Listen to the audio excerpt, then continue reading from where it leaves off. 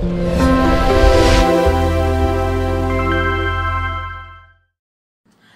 Day Delivers, this is Dr. Gigi Sunga from I Can Change Project. Magandang gabi sa lahat ng mga delivers natin. And dun sa first time po tayo mapanood sa aking YouTube channel, thank you very much. Please subscribe, click mo na po yan, Doc Gigi Sunga. Last vlog na siguro natin ngayong gabi kasi Sunday ngayon. Sunday, so after church kanina, nagpahinga tayo. Then to, nag-start tayo ng pagbablog. Okay. So, nabanggit ko po kanina, sinimulan na natin yung book review series. So, naka-first book review na tayo. Ine-edit na ngayon. Ito, The Abundance Formula ni Boss Sanchez. At ang second naman natin ay 8 Habits of Millionaire. Ayan. 8 Habits of Happy Millionaire by Boss Sanchez again. So, paborito natin si Bo. Ito yung second review natin. Second book review natin. Madami ditong binanggit na habits si Bo, pero I just want to focus sa isang part ng book na tingin ko makakatulong sa inyo at nakatulong din sa akin, maka-inspire, hindi lang sa akin, sa maraming tao. Narinig ko na to na nag-sharing sila tungkol sa book ni Bo Sanchez. Okay, yan. So, one of the chapters is, chapter, habit number 5, okay? There are 8 habits. So, masyado mahaba pag diniscuss natin lahat. So, the 5th na habit ay create your money machine. So, yun nga po, pag sinabi nating money machine, ito yung everyday, bigla na lang may darating na pera sa'yo, di ba?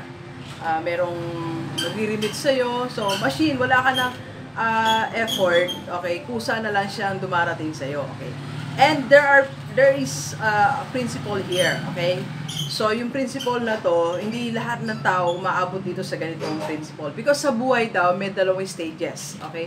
2 stages on finances, sa pera at sa tao. So, ano ba yung 2 stages na yon? Stage 1 is, man works for money, di ba? So, we're working every day to get money. So, we're working, you're being employed, or you're doing your business, or like to, I'm doing my vlog to make money. So, every day may mga ginagawa tayo, we work for money. That's the stage 1, okay? And the stage 2 is, the money works for man. So, after mag-work ni man, nagkaroon siya ng money, yung money naman ngayon ang magwo-work para sa man. But, what's sad about it is, marami pong tao na hindi umaabot do sa stage 2. Nandun lang sa stage 1. So, nagwo-work lang sila for money. Pero hindi nila inaabot yung time, okay? O yung stage 2 na yung money naman nagwo-work sa kanila. And that's the work, okay, of money as a machine.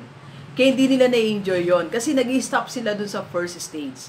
Alright? So, yung sinasabi ni Brother Bo sa atin, okay? So, you have to create your own money machine. Ano ba yung mga money machine na tinatawag? So, maraming money machine, okay? Na pwedeng, yung pera nagwo-work for you. For example, meron kang mga franchise, okay? Meron kang mga franchise or mga food cart, okay? So, magtitrain ka lang ng tao to handle those food cart, okay? So, magtitinda sila. And then, after that, at the end of the day, okay, magre-remit sila yun na pera kasama na yung profit, di ba? Wala kang ginawa, di ba? Wala kang ginawa, hindi ikaw nagtinda, hindi ikaw yung, hindi ikaw yung nagbantay, hindi ikaw yung nag-purchase, hindi ikaw yung naipag-usap sa customer, di ba? So, nandun lang. That's one form of money machine. Second, so, you can join, pero pwede kang magkaroon ng partnership with other businessman. So, yung partnership na yon, share kayo ng capital, then, sa planning siguro, share din kayo, then, let other people do the operation, both of you are not involved, siguro pareho kayo may ginagawa, then, yung nag-operate na yon, then, train nyo lang, then, at the end of the week, or at the end of the month, eto na yung pera, kinita nyo, and then, meron ka ng profit. Money machine, di ba? So, wala kang ginawa, pero nagkaroon ka ng income. Okay? So, another form of money machine, yung mga diniscuss natin na expert na tayo dito, mga delivers, kung lagi nyo ako pinapanood, mga investment, di ba?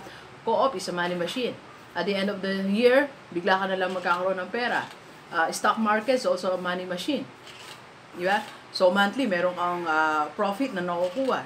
And other forms of investment. So, yun yung sinasabi ni Brother Bo sa atin. Di ba? How to have a happy life and how to become a happy millionaire.